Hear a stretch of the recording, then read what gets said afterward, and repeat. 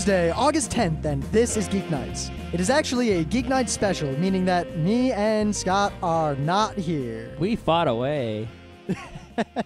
Very, very far. So, of course, we've said this all week, but if this is the first Geeknights you've ever heard, by all means listen, but this is not what Geeknights is. This is a Geeknights special, meaning we're not in town, and we recorded this only to fill in the feed until we get back. So enjoy the very few minutes of podcast you're about to listen to. Now, this is a tale of misery and woe, but also of triumph and then final, utter defeat.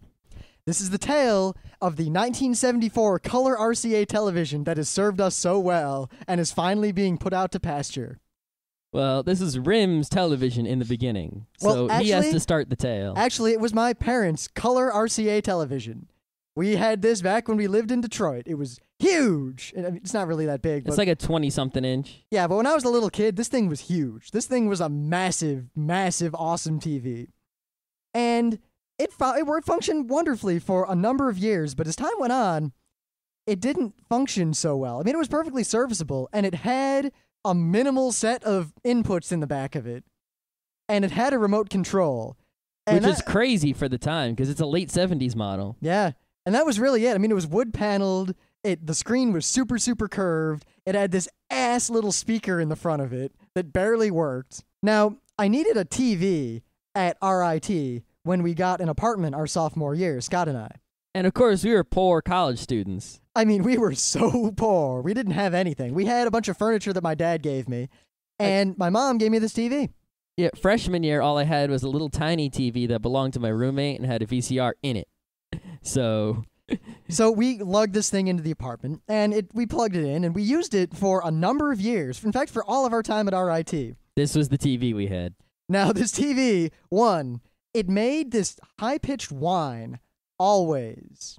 You could hit it and sometimes make the whine go away, but it really wouldn't go away. It would just become quieter than the volume of the television. Now, we're not talking about that high-pitched whine that all CRT-based televisions make. We're talking... It was loud and annoying, and we would walk, and we learned the specific place to hit it to make that whine go away. Sometimes. We would bang on that thing as hard as we could. Also, not as hard as we could. That would have broken it. Possibly. Broken it. Good game. Also, it had a nice tendency to, if it ever lost power, if the power ever went out or anything, it would make an unearthly racket like it was exploding for a second. It would just go like, bam! I have no idea why it did that. All I know is that I think it was capacitors discharging or something. Yeah, all I know is many a time it saved me, like if the power was out or something, even back when I was a kid, and the power went out in the middle of the night, right? I'd have no way to wake up in the morning, but the TV would make such a loud noise it would wake me up, and then I'd know that the power was out. Also, supposedly, Rim has told tall tales of the TV making ball lightning. There was one time I was in 8th grade, and I was lying in bed, and this TV was in my room. Scary. So I wouldn't sleep with that thing in the room. Well, I wasn't afraid of the TV or anything. It should be. Because we had a better TV. It should be. Actually, maybe it was 9th. I forget exactly when it was. But I remember I was laying in bed, and the TV was in my room because my parents had gotten a far superior TV finally. We'd gotten it, in fact, to watch the Stanley Cup playoffs, of all things. But anyway, the TV was in my room, and I was using it. I think earlier in that day, I'd watched The Lost Boys on it. Unrelated note. And I'm sleeping, and I'm woken up by this humming noise. And I look, and there's this glow emanating from the top of the TV. And now, if I had been anyone else, I probably would have thought, oh my god, a ghost, oh my god. But aliens, oh my god. Yeah, instead I thought, holy shit, what the fuck is that? And I get up, and I walk over to it, and I couldn't tell what it was, but it kind of freaked me out. And then I went back into my bed, and I lay there staring at it for a while, and I figured whatever it was either a figment of my imagination or something, and I would just go back to sleep and whatever, and I went back to sleep. Good idea. I mean, I was afraid to poke at it because I wasn't sure what it was, and if it was some sort of electrical thing, I didn't want to hurt myself. And it seemed like I really couldn't tell. It was this bluish-greenish light. So I go back to sleep, and in the morning, I'm like, hey, Mom, a TV made a light, and my mom's like, oh, it's done that before. I think it's ball lightning. Yeah. And I was like, what? What? And then I looked online and I read all about ball lightning, which may or may not actually exist in the form that is described, but supposedly is very dangerous. All lightning is very dangerous. Yes. Well, in Magic the Gathering, even, ball lightning is hella dangerous. Super, but only once. Only once. So I guess it only happened once. It's okay. Now, the TV, also once, I had put a glass on top of the TV with water in it while I was drinking. And then I walked away for a while. And the glass, I didn't realize, had a crack in the bottom. And the water slowly, over the course of a day, drained out of the glass, down the front of the TV, and into the electronics of the TV. Awesome. Now, when I came back, the glass was empty. So I just left the glass there because I didn't even notice. Leaving glasses all around the house. What's wrong with you? I didn't even imagine that water had leaked out and into the TV. But for the next week or so, the TV wasn't working so well. Like, the remote control, when I changed channels, it would change randomly. And every now and then the volume would just go up and down kind of randomly. And noises would come out of the speakers. But it still kind of worked. And eventually, I had the same glass, and I was drinking again. I set it down on the table next to me. And then I look, and water is slowly leaking out of it. And then I look at the TV, and I see the residue of all the water that had leaked in, and oh, it's all coming together now. Yes. I see what you did there. So, of course, eventually we moved out of that apartment. To where we are now. And the TV is also somewhat heavy. And more than heavy, it's very bulky and hard to move. Yeah, I mean, it's a TV, so the total weight of it probably isn't maybe between 50 and 100 pounds, something like that.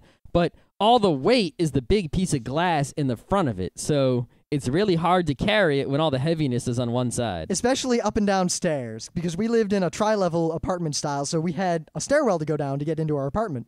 Mm-hmm. And when we finally moved, actually, we were debating, how are we going to get this into the house? It's such a pain in the ass. And our friend Pete, who was helping us move, just picked it up by himself, carried it in, set it down. Hooray. Yes. Now, we used the TV for a little while, and then we realized this TV sucks. Now, one of the reasons it sucked, aside from everything we have just mentioned, was that whatever it used to control the stream of electrons from magnets. Yes. I don't know what you mean the cathode rays. Yes. I don't know what kinds of magnets they were or how they were oriented, but they were failing, and this picture would bow in more and more as time went on, like it was an hourglass. And sometimes it would unbow, sometimes it would do it doubly so. Hitting the TV seemed to affect this, but not every time. Sometimes you need to put other magnets near the TV to see if you could fix it. Yeah, it was the worst when we were playing games, because whenever something fast and bright happened, it would just screw itself up and go crazy for a few seconds. The TV was no good, but we were poor college students and we lived with it. Yep, we had an RF modulator that was then plugged into like the antenna thing on the back of it, and then plugged into that were other things, like the VCR. And many RF modulators in a row and RF switches. We had so many things plugged into it that they formed an antenna, and we could get all the local TV stations without having one. Yep. So we eventually decided to get rid of the TV. So we bought a new TV with Scott's awesome Sony discount whatever. Evil Sony. We have an evil Sony TV. Yeah, Sony makes okay TVs. It was cheap. It was $100 for a 27-inch CRT, but the glass is flat TV. Real nice TV, all things considered. It works for us. Yep. So we stuck the old RCA in the closet, and we forgot about it. A week ago, we decided, all right, let's throw this thing away. Now, where I grew up, garbage collection was municipal, and no matter what you put on the curb, they would take it away. You could put a whole couch and a TV and like a refrigerator out there, and garbage day, they just take it all. It would all disappear. That was not the case where I lived, and I knew that you had to call a junk guy to take away the junk or drive it to the dump yourself, or illegally dump it. Now, we weren't exactly sure where we live currently what to do, so I decided, all right. I'll try something. We'll take it out to the curb, and they didn't take it. Great. So then we start trying to call dumps to get rid of this TV, or scrap people or whatever. And no one can actually take the TV from us for various stupid reasons. They can, but they want to charge a lot of money, or they can't come to our house when we're home. Yeah, what's the deal? The first guy I called was like, he wanted $50. I was like, whatever. Can you just come and get rid of this thing? And apparently he'll only come Monday through Thursday between noon and 4.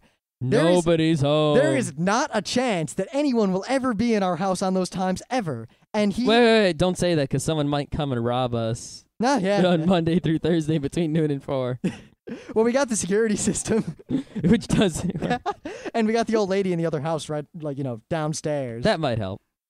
But anyway, not only that, but the guy even suggested, well, why don't you just take a day off work? And I said, what? For that, I'm not going to lose a half a day's pay, which is like $500, and give you $50. I'm just going to dump it illegally for all that. Exactly. I mean, what's the fine for illegal dumping? I guess it depends where you dump it. You know what? The fine for illegal dumping is probably far less than the amount of money I'd lose by skipping a half a day of work. What if we just kind of sneakily put it somewhere? Like, what if we go to a Best Buy and just kind of dump it in their dumpster? Why don't we just go to Best Buy and act like we want to return it and have some receipt and make a big fuss like, what do you mean we can't return it? What do you mean? Blah. Fine, screw you guys, and just walk out and leave it sitting on their desk. Or I get a better idea. Let's bring it to like a Best Buy, right? And we'll just go around behind the Best Buy and just put it on the ground. That is illegal. They could get us. A lot of people have TV cameras watching their dumpsters and such. We look around for cameras and we find there's got to be some place around where we can just kind of put it like at night and no one will know. Well, we were going to donate it to Goodwill because it still works, but Goodwill's kind of far away, and every time we decided to do it, we didn't feel like hauling that thing down into Scott's car. Yeah, I mean, now it's been sitting outside. I don't think it works anymore, but it might. It's had water in it before. I'm kind of curious. I kind of want to plug it in and see if it still works now. It's all you because it might explode. It might explode. It's been in like 2 rainstorms already. Yeah. Now, currently, I think the plan is we're going to dump it in the dumpster of the plumber who lives next to us, who seems okay with us using his dumpster. Yeah. We'll see if they actually take the TV. The moral is, a township or a town should never make it difficult to throw garbage away. Because if it takes more money and effort to properly get rid of garbage than it would take to illegally dump it, a lot of people less moral than us would probably just dump it in the woods and that would be the end of it.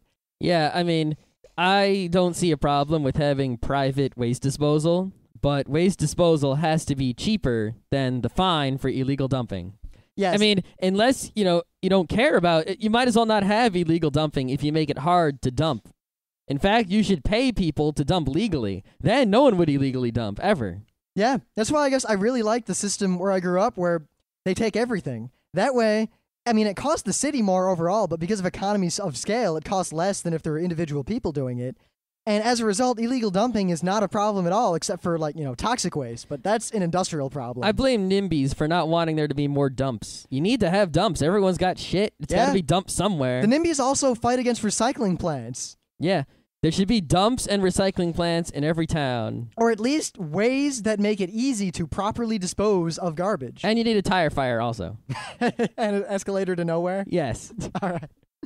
Once again, this is the end of the Geeknights specials. Coming back next Monday, the Monday after you listen to this. Normal Geeknights again. Not only will it be normal Geeknights, but we will have such a wealth of Otakon content that it will blow your feeble minds.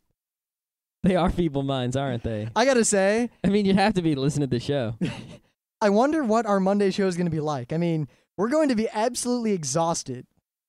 Mm-hmm. In addition, it's a tech day where we won't have really any easy excuse to talk about Otakon.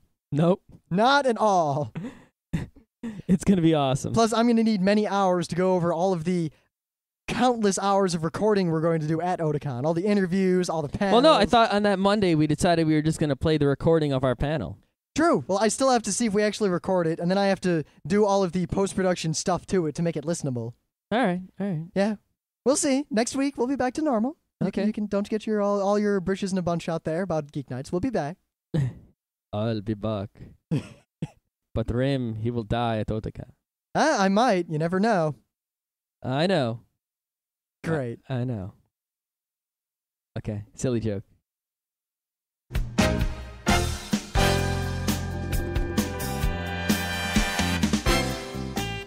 And that was Geeknights with Rim and Scott. Special thanks to DJ Pretzel for our opening theme. Be sure to visit our website at www.frontrowcrew.com. If you like our podcasts, you'll love our forums. Make sure you visit them. You can send your email feedback to geeknights@gmail.com. And if you want, you can leave us a voicemail at 206-333-1537. Geeknights airs every weeknight, Monday through Thursday. Geeknights is recorded with absolutely no studio and no audience. But unlike those other talk shows, it's actually recorded at night.